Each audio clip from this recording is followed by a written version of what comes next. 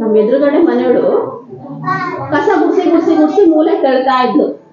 ನಾನೇನಂದೆ, ಸೊಳ್ಳೆ ಬರ್ತವೆ ಕಣಮ್ಮ, ಯಾಕಮ್ಮ ಹಿಂಗೆ ಗುಡ್ಸಿ ಗುಡ್ಸಿ ಗುಡ್ಡೆ ಮಾಡ್ತೀಯಾ, ಕಸ್ತರ್ ಬರ್ತಾರೆ, ಬೆಳಿಗ್ಗೆನೆ ಕಸ್ತರ್ ಬರ್ತಾರೆ, ಹಾಕಕ್ಕಾಗಲ್ವಾ ಅಂತ ಹೇಳ್ದೆ ಕಣವ. ಅಷ್ಟೇ. ನನ್ನ ಮನೆ ಬಾಗ್ಲು ನನ್ನ ಇಷ್ಟ, ಅಲ್ಲಿ ಕೇಳಕ್ ನೀನ್ ಯಾರು ಅಂತಾಳೆ. ಎಷ್ಟಿರ್ಬೇಡ ಈಕಿಗೆ, ಇವಳಿಗೆ ಇಷ್ಟಿದ್ದ ಮೇಲೆ ನನಗಿರಲ್ವಾ? ನಾನೇನ್ ಮಾಡ್ಲಿ ಗೊತ್ತಾ, ಮೆಣಸಿನ್ಕಾಯಿ ಊದಿ ಹಾಕ್ದೆ ನೋಡ್ರಿ ಮನೇಲಿ, ಗಾಸ್ ಕಿತ್ಕೊಂತು.